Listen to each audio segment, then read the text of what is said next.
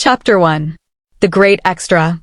That was my nickname once upon a time, back when I was part of the Heroes Party. I had a slew of other nicknames too, all thanks to my exceptional talent leaving its profound mark on the Age of Destruction. They called me the Saint of the Abyss, the Discoverer of Light, the Lantern in the Darkness. Yet in reality, I did all that just to make a quick buck, and all I got for it in turn was fame that didn't pay.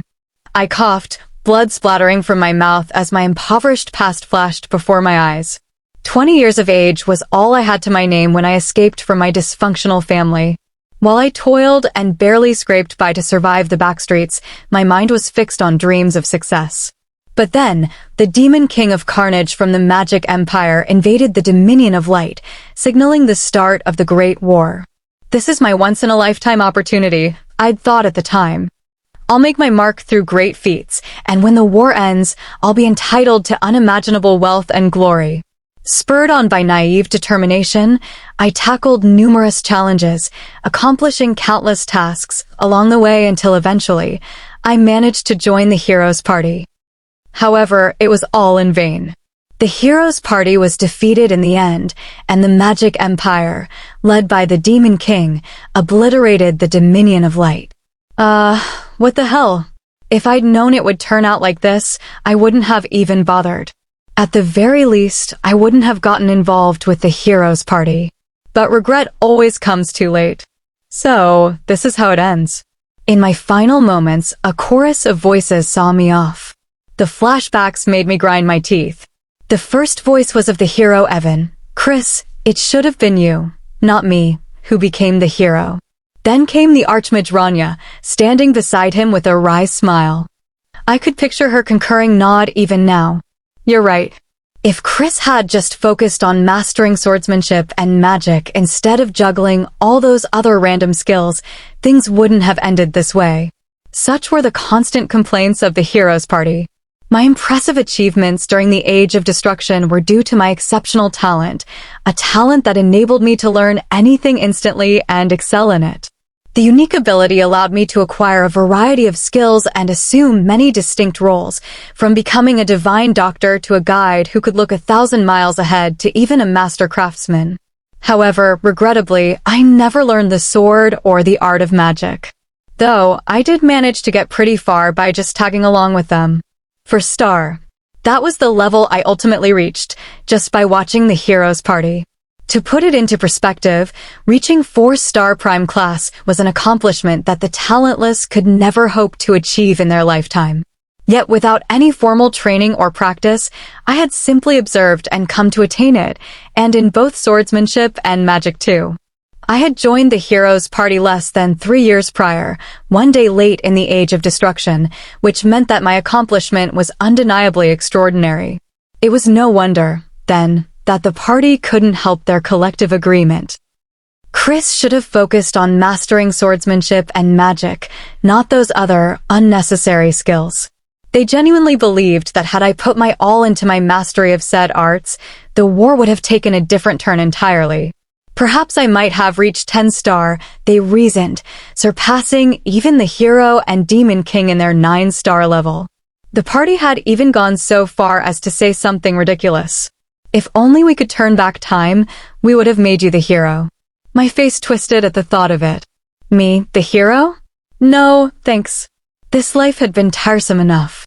If I were given another life, I want to be the son of a wealthy family, living a life of luxury. However, I couldn't afford to entertain such thoughts any longer, not when the twilight of everything had taken its course. The Demon King of Carnage had not limited his ambition to mere world domination, no. He had wanted to bring about the true apocalypse, Ragnarok. A sinister black light swallowed the world, leading it to an end. For some inexplicable reason, one thought passed through my mind in that final moment. Please, let me be born into a wealthy family in my next life. Perhaps that wayward thought was why I regressed roughly 15 years back in time. I was back in the past, 5 years before the Age of Destruction, not as my former self, but as the child of an incredibly wealthy family, just as I had wished. However, there was a problem. The family was indeed extremely wealthy, but bore the title of the Dark Magic Clan. As the ominous name suggested, it was an elite clan of the Magic Empire. I, who was once a beacon of hope for the Dominion of Light, was now a young master in the Dark Empire that had destroyed the world. And worst of all was my current body. It belonged to an absolute bastard. Damn it, this can't be happening. Chris stared out the window, his face set in a grim expression. The view was dominated by an opulent mansion, and something altogether more peculiar than that. Crash. Goblins were diligently tending to the garden trees with a gentle touch, but that wasn't all. From the imposing mountain in the background, the harsh sound of an axe resonated as a troll chopped down trees with unwavering determination. Then suddenly, a wyvern swooped down from the sky, dropping a letter into Chris's lap before vanishing into the unknown. The boy fell silent. Creatures typically only seen in the demon realm were calmly going about their tasks, as if it were not the peculiar sight one noble boy saw, but something natural, expected, even. After all, this was the Dark Empire. What else could one expect of a place populated by fiends, dark mages, dark spirits, and demon beasts under the dominion of the Demon Kings? Well, that very same empire that would one day destroy the Dominion of Light. Why, of all places, was I reborn into the Magic Empire? Ugh, he lamented, tugging at his hair in a fit of frustration. All I ever wanted was to be a normal, rich kid. Yet no amount of hair-pulling would change his reality. 3 days later, he began to grapple with the new status quo presented to him, knowing he needed to figure out his next move. He pondered his options. Should he simply turn a blind eye to whatever came next and bask in a life of wealth and luxury? It seemed like a plausible choice. After all, the Dark Magic Clan was among the continent's most esteemed elite families. Their very name was synonymous with immense wealth.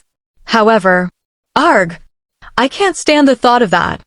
I can't just sit idly by while the Dominion of Light crumbles.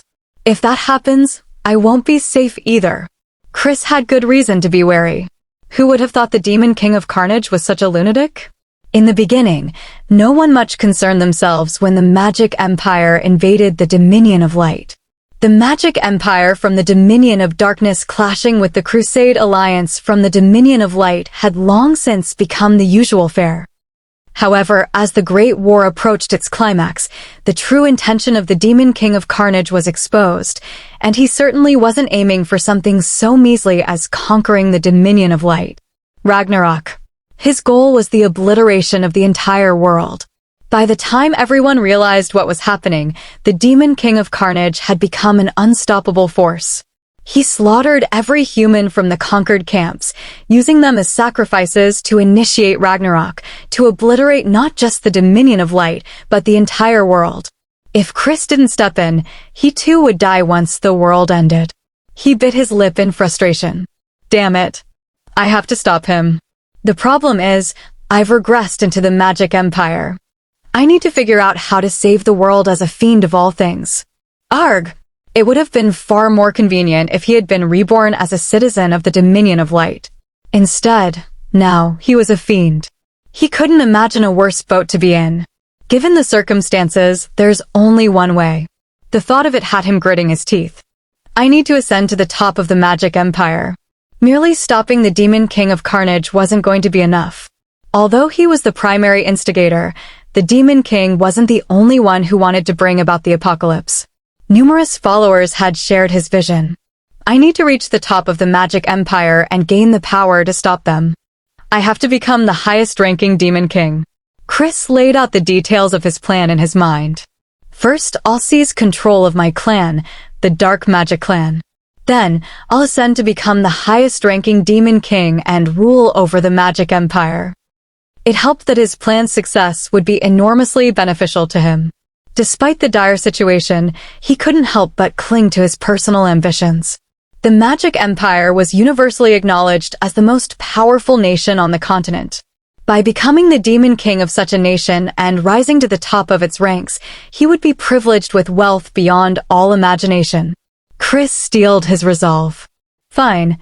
I'll become a powerful Demon King and prevent the apocalypse. After that, I'll kick back and enjoy the pinnacle of wealth and luxury without a care in the world. However, there was just one problem: the body he currently inhabited.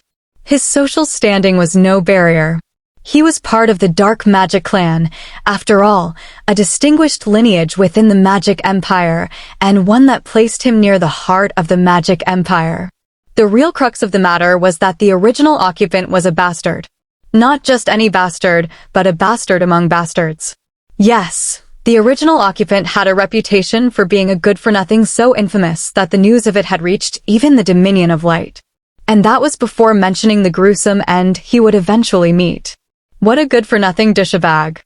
If it weren't for his family's protection, I would tear him apart. He's running out of time. Even his own family is considering disowning him. Those were the words spoken behind his back. In essence, the original owner of his body was an absolute scumbag whose notoriety left him open to being eliminated at any moment. It was a difficult predicament, needing to rise to the top of the empire in the body of such a despicable character. I can do it. It's definitely possible. Chris's confidence wasn't unfounded. Because I'm a genius. He was the same man who accomplished numerous great feats during the Age of Destruction. The same man who possessed talent so extraordinary that even the term genius fell short of capturing his abilities.